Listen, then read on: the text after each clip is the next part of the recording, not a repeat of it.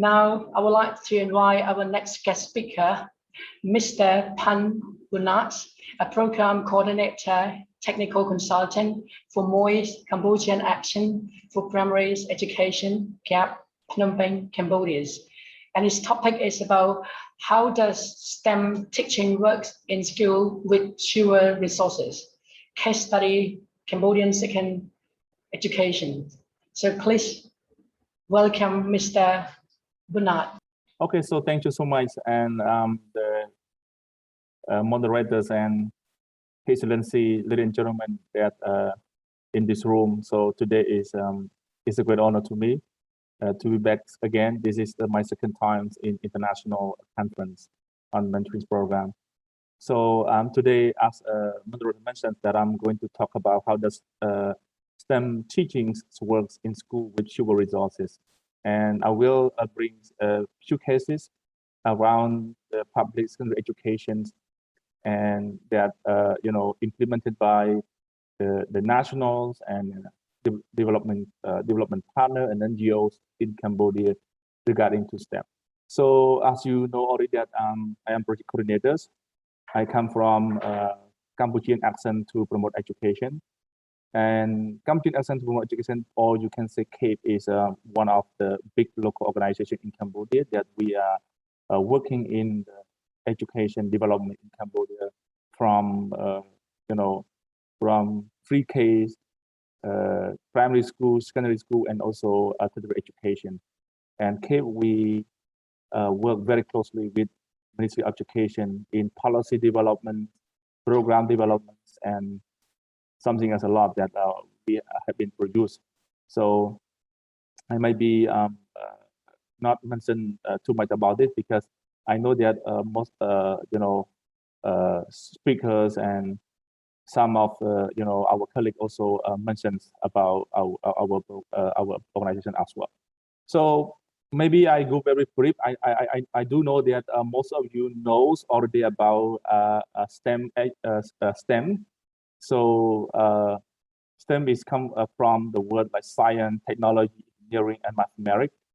So this STEM is one of the hot topics recently that we are talking a lot. And like from my experience that I'm working with with school and with teachers, school principal, and most of in Cambodia, we have a quite interested to discuss about STEM or STEM education in the country. Since STEM is like a little bit quite new to us, but it is not new for the world. So for example, I do know that the Ministry of Education in Cambodia, we released the national policy on STEM education in 2016.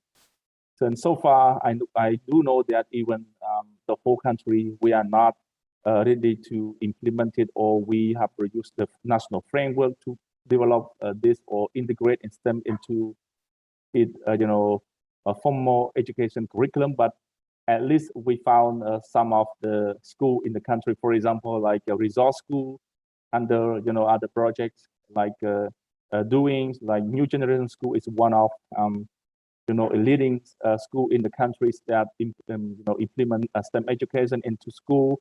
And we have E2 STEM, and we have other private school or independent school in Cambodia too that they are working on this. So why? So what is a STEM education, and what is the difference between STEM and STEM education? As you have heard from the previous speakers and also plenary discussions, that when you're talking about STEM, maybe you just refer to the specific thing, for example, like science, technology, and mathematics. But what are the difference between STEM and STEM education? STEM education is more broadly than just what it sounds. For example, the STEM education is not only discussing about topic, but how the classroom and the teaching using this whole subject and to solve the problem in solve the problem, or we can address the problem in daily life. So like understanding and evaluating conflict problem related to those subjects have created tomorrow innovative leaders and change makers. As we know already, already that technology is growing very fast, in this recently. So if we all, look backward a little bit in the last 10 years ago, we can imagine that the science and technology is growing very fast, like today. So even for myself, like personal story, when I was in my undergraduate and graduate school, it's very hard for me to predict that how the world is growing fast like today. So this is what that we have to think in the head, and STEM education it play as a very important roles in to shape or to as a part of the capacity development to children's and Cambodian youth, to have a strong enough capacity to compete, or they can become a change maker in the future. So even the national strategy recently, the Royal government of Cambodia, that they are very focusing on digital economy. So digital economy is very important for the world right now, since the world is more, the world is not, for myself, the world is not round like before, the world is more like flat.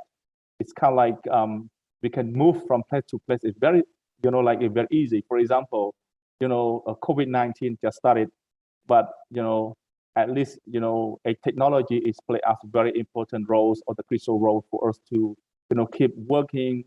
Technology still keep us, even we cannot work more productive or effective way, just like face-to-face, but at least we found like, science and technology in this, in this time play as a very crucial role that can be a channel for all of us, both, economic, science, education, and still keep a move forward because of the thing.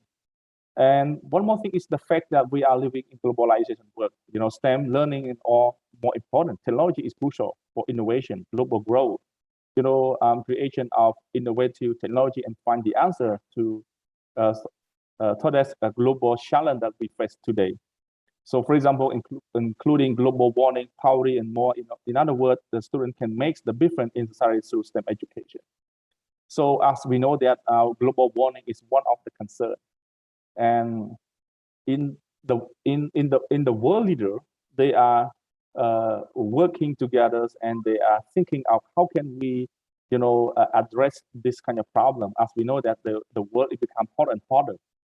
And because of a lot of things like car that we use and the energy that we use, so this is surprising me is that a lot of country in Europe and United States and other countries that they are start researching and finding the resource to replace the current resource. For example, like we can see now, because clean energy is one of the hot topics that the companies and the countries in the world they are focusing on. So this could not happen without training students and young people from today. And at the same time, like I mentioned earlier, that the Royal Government of Cambodia, that we are jumping to the global economy. So without training, without applying STEM education into the classroom, how can we achieve this policy? How can we achieve this goal? For example, Cambodia will Cambodia will become middle income countries, in 2000 by 2040, and will become a development country by 2050. So in this visions and mission, it's impossible without trainings and investing and science and technology education into our educational system. Without training the students who are in the classroom today, we could not produce the sufficient or strong human resource or build the human capital for our economy and our country development. So STEM education play as a very key role. And STEM education also can help students stay safe and innovative and in currents. And STEM education is used nearly every aspect of our life, from software to smartphone. So as you can see, every day now, like everyone just look at the smartphone. People just look at technology. So who know for the next 10 years, the next 5 years, next 10 years, what happened? So for myself, that I predict that might be AI or coding might be playing very important roles in our life. Maybe classroom in the future may be focusing a lot on coding and business and restaurant, and a lot of things might be turning to technology.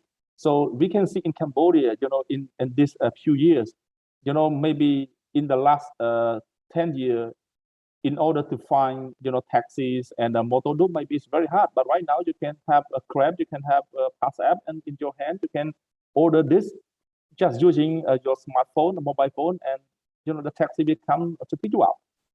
And now food, and you food pandas, and and more apps that you can find, and these people can deliver food to your door and send stuff. So technology is very important. But you can imagine this, even we are living in all the aspects and around us, surrounded by science and technology, without integrating this kind of thing into the classroom, it might be a challenge for our human resource development and also economy as well. So let me go back a little bit to since 2015, Cambodia, we are integrated into ASEAN, maybe to ASEAN economy. So when we integrate ourselves into regional economy, we have to ask ourselves, especially for human resource for our country, how can school like we are teaching today can produce enough human resource to support this? And how can our young people, how can our Cambodian youth can compete with the regional market? So that's why STEM education and other science, technology, and digital education maybe is a very good time for us to invest in the classroom right now. So as you know that one is the serious about STEM education and curriculum. As we know in Cambodia, the whole education system that subject we are separated. For example, like we have to study physics, chemistry, biology separately. So it sounds like the way that our current curriculum, our teaching method, in the classroom is separated, and the subject is not linked together. And the second challenge is the purpose of instructions is effectively transmit or predefines a body of the formal content, though to be essential to the student. The degree in which instruction is successful is assessed through a test. So this is a big challenge because our education system is still, the subject is still, we take by subjects, and the way to access students to success is still based on the national exam. That's why STEM education and STEM project is simply work, very slow in the normal practice in our country. So this is what that we have, as educator, maybe we have to think about it. How can we, change the traditional practice, and how can we shape? How can we, we develop the capacities of our young generation to the digital economy, as I mentioned earlier. So here, even like I mentioned earlier too, the Ministry of Education, Youth and Sport, issued the policy and developed the policy we call a STEM policy in 2016. But look at the challenges that we are practicing nowadays. One thing is the lack of the teaching education in STEM education. So, of course, look at our teacher, teacher training college, teacher education center, the National Institute of Education that we produce teachers. We simply like the STEM curriculum is like ad hoc. STEM curriculum is just, from people to people talk, but it sounds like we could not find, the critical, framework as a national framework to train the teachers on this. And And plus that the capacity of the teachers in STEM education is still quite limited in our country. So number two is students have no interest in STEM because our system is the exam is still play as a very important role. As I mentioned that in order to evaluate somebody's success based on the national exam, maybe the high school exam, you get A, you get B and C. But in reality, as a in order to success, it's not about A or B. Of course, if the student perform very well in the classroom to the test, our hypothesis is they might be success. But we don't have, the unique formula to accept a student that when they pass the test with grade A, B, they will success. So one more thing, because of our national exam is still written exam or written test. So the student, they are losing interested in doing experiments and practice in the classroom. For example, the case study from new generation school, we have some problem with student in grade 12. So why we got a lot of complaint from parents, from even the government officer, that they have their kid in the classroom. So parents, they agree that for in new generation school, we have a science lab, we have a computer lab, we have a coding, we have experiment, we have project work, project-based learning, all of this. But it still give the concern to parents, because experiment, coding, computer is not it's not put in the examinations at grade 12. So this is put the question to the student: why I have to study a club? Why I have to join projects learning? Why I have to join coding club? Why I have to join a science club? Because why I have to do experiment in the classroom? Because this kind of thing doesn't appear in the national exam. So this is one of the challenges that we can apply to the student, because of I would say the national driven is still play as a crucial role in our country. And number three, the lack of infrastructure and resource. We can see the classroom in Cambodia, we use only one single classroom for almost every subject. Of course, like some schools, for example, like NGS, they have because they have more investment, they have more resource, they have more science lab, they have a nice classroom. Maybe the resource school, they have a special case because they got investment from the government with lab, experiment place, but all of this. But look at in general, the school in general in the country. How many schools that we have enough infrastructure? Maybe no, because as we know that the budget for for physical building investment in our country is still limited, and most of investment we have to rely on the partner or the partner in order to do so. So it's still the three main challenges is still a big problem that we should address it today, not just waiting.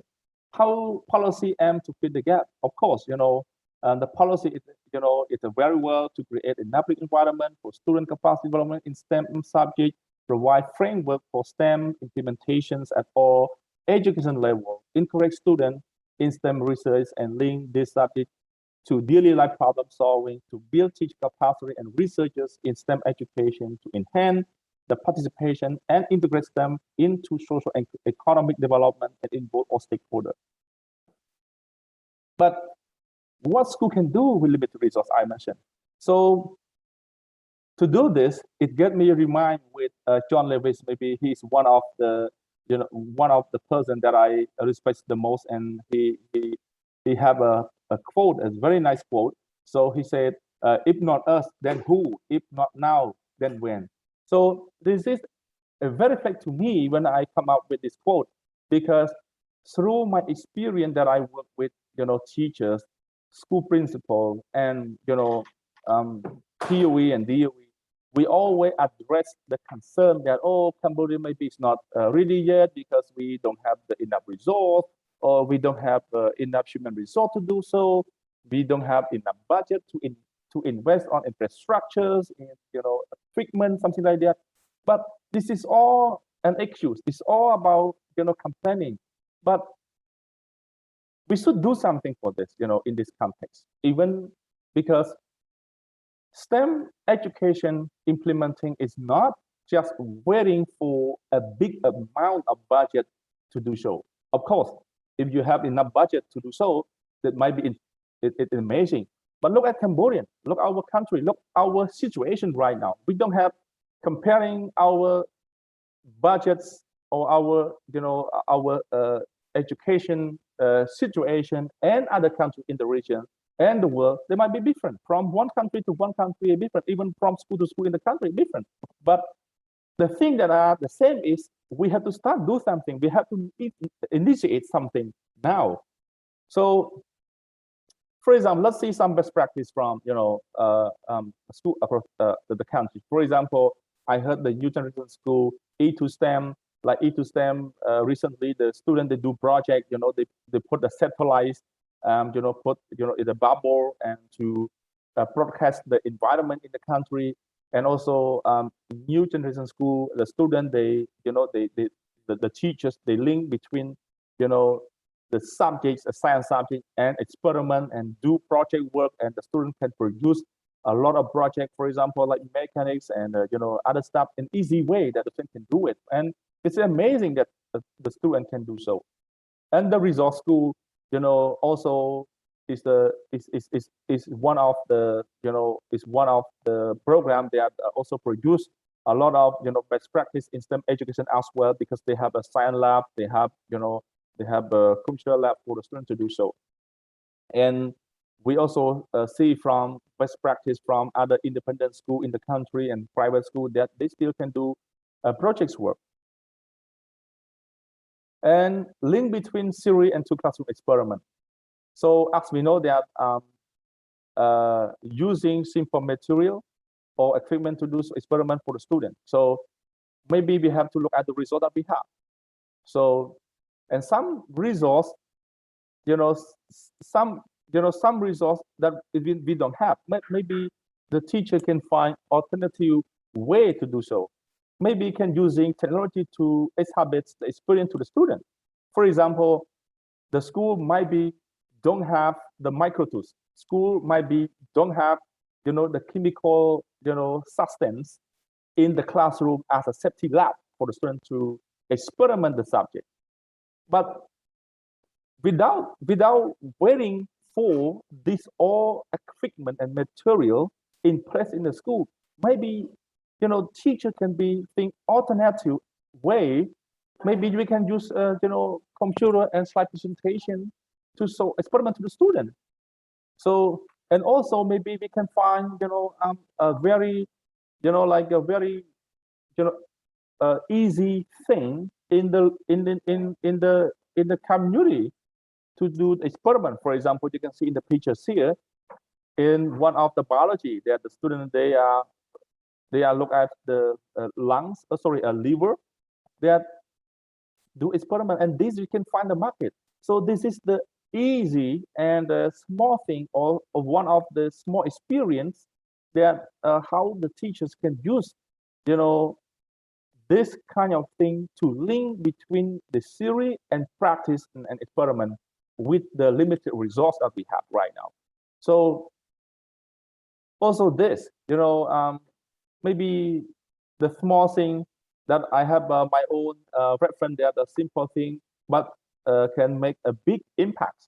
For example, sometimes the video, if you don't have enough the material equipment to providing experiment to the student, but if you have the video to show the student, at least it's small thing, but when the kid they voice, they learn, at least they can understand and they know how to do experiment as well. So even it's small thing, but it can make can make a big thing. The student might be interested after watching experiment in the classroom. They might be go back home and look watching the more YouTube and finding the material in their community and produce a robot and produce other stuff. So at least, the small thing can lead to a big thing, because the experimental video could be inspire students to do a research and to do experiment at home. So like using project work to enhance STEM education, or using presentation and problem-based learning. Presentation also play an important role too, at least to inspire students, to follow and find alternative way, in experiment, and using extracurricular activity. Yeah, so this is one of the example that I, from a movie. So that I would say, if we create a free space for student learning, the student might be learn much more better than teacher center. So here is one example. Maybe all you have heard the movie called The Boy Who Harnessed the Wind. So this is one of the movie that inspired by a true story. They're talking about a young boy in Malawi. In the family, his name is William, and the village, they have drought, like no water to do agriculture, and his parents sent him to school, and then because our parents have no more money and to pay the school, and then he has to send to the library, and he inspired by when he reading the magazine in the library called Wind Power or Windmill. So windmill is mean the power that we are using wind from wind, and to take the power, and the power you can do other things. So, and this movie, if you have time, I also have the links here, or may also you can search in YouTube. It's a very inspiring movie. So, and lastly, like William, after he read the magazine in the library, and he went to the public place that people throw the trash, and he found battery, that battery, and also he found the dynamo in of his teacher's bicycle that had produced electric, and then he had an idea, and he did experiment by himself, and lastly, he can create a wind power or mill power that can pump the water from the ground and using for the whole village, and the village can using the water for agriculture. So this is amazing. But look at the realities of this movie. Does William has been taught in the classroom how to do this? No, nothing. But because of the school providing the free space for him to learn in the library, so maybe because the subject that he interested is not have been taught in the classroom, but the magazines and the material in the library inspire him, and he learned from that magazine, and then and do his own experiment. And this way, as a result, and he can create a mill power or a windmill that can generate the power and pump the water, to for agriculture for the whole village. So this is a huge impact and amazing story. So this is not one of the movie that I would say that we have to do that, but in school, if we don't have the STEM curriculum in place, but if we can provide, school can provide, alternative way for students to learn, at least student maybe can, learn something else from beside the curriculum. So as like previous, speaker said, blended learning. So because something that could not study in the classroom, but also student can learn by video, student can learn by researching outside. So the thing is how school can create this environment to the student to do so. Yeah, so I think maybe the time being, but if you want to see more in this detailed movie, you can go to the link. So no matter what, but we must know that the real purpose of schooling is to prepare students for their life after high school. So no matter what, the student that in school today, they, they will become, different. They will become to what they want. So that's why the roles of the school is, to prepare students for their lives, not just only prepare students for the exam, for the test. Of course, test is one of the systems that we can identify who, good at, who are not good at. But test is not the unique way to, to access that who are success. That's why the roles of education, the role of schooling is to prepare people to what they want to become for the future. So maybe I can wrap up from my presentation today.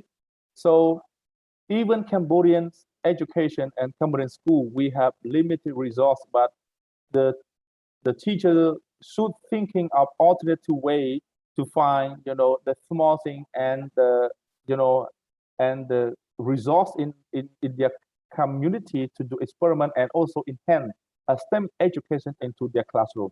No wait until when we have enough resource, but we can start from now, not for tomorrow, because the student who are sitting in our classroom today, they will become, the active citizen for our society, for our economy, for our culture, and for everything in the, in the cell of the society. So this is all my presentation, and thank you very much for your attention. Welcome for any question. Thank you. Yeah, I would like to say thank you so much, Mr. Bunnath, for such an interesting presentation. And now we have got some questions, so please allow me to read a question for you. The first question is from Mr. Sam Gong, and his question is, do you think the teacher competencies in STEM, especially STEM pedagogical in level, meets the standard in Cambodia? And what are your recommendations on improving if it does not meet the standard? So I'd like to invite you to respond to this question. Yeah, so thank you so much. As I mentioned, that one of the big challenge is, we call in Cambodia, the way we teach and the curriculum is a single subject by subject. So we don't cross and subject, but maybe the teacher can find alternative way or resolution to do so. For example, that might be STEM is very hard for the teacher to teach in the classroom, but the teacher might be can use, extracurricular in beside the classroom through project work. Maybe designs the project work for the student, or the teacher might be work with their peer. For example, the physics, chemistry, biology, and mathematics, and technology and the ICT teacher, they can work together by creating a project for the student based on all the subjects that they have been taught to the student, and let them do a project work. Because STEM itself is nothing, but STEM is mean, the methodologies that the student can use, your science, technology, mathematics, engineering together to solve the problem. Maybe, for example, in the rural school, and the teacher maybe ask students to do project or research in certain thing in their community. For example, in their communities, they do agriculture, they're growing rice. So maybe you assign student 5 or 10 students to do a project that based on your study from your plants, in order to get the water to, like the water for your rice field and agriculture in the whole village. What is your resolutions or solution to do so? So the student might be working in a group together, and they might be come up with idea how to do, like irrigation system. So when they start using irrigation system, they might be need, multiple subjects to support them. For example, how to dig the irrigation system, how they calculate the water that could be enough. They might be use mathematics. amount of water that can, for rice field or agriculture in their community. And they might be using, engineering how to dig the irrigation systems, or they might be how to they use, engineering, skill to do so. So there are more project and more activity that based on the community, because the goal of STEM education is to allow students to solve the problem that they face, in their community or their life.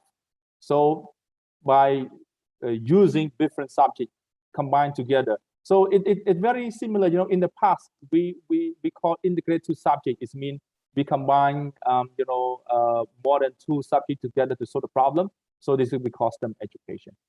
I see. Thank you so much, Mr. Bunnath, for such a very meaningful answer.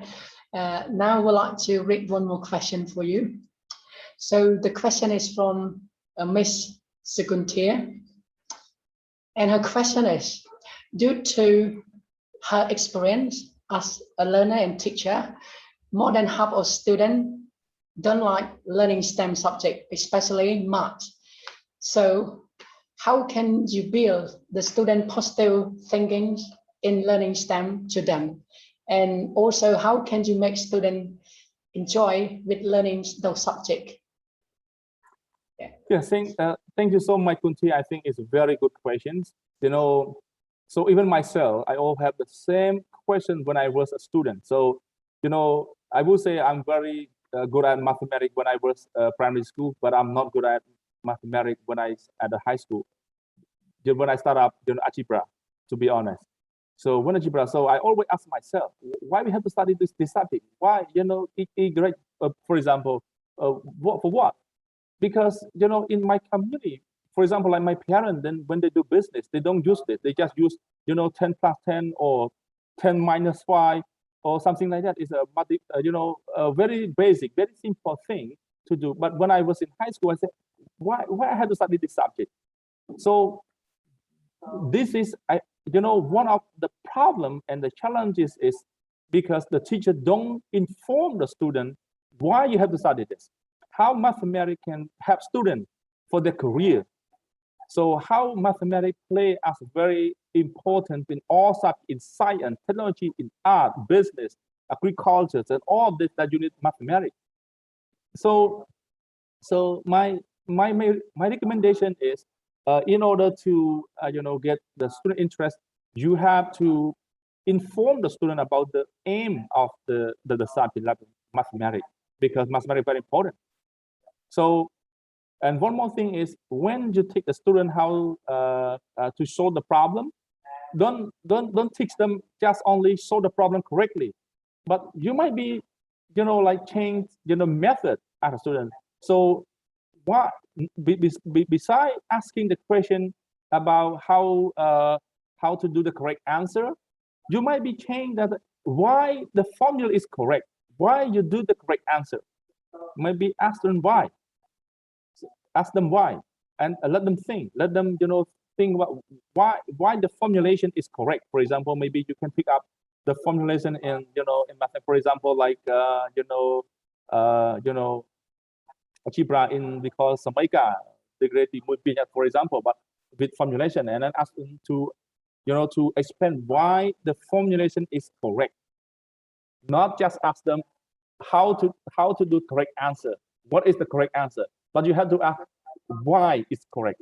So this kind of thing, or this kind of a small method also can get the student more interested in learning, because when they learn mathematics, they know that what to do and how mathematics can help them to shape into their career in the future.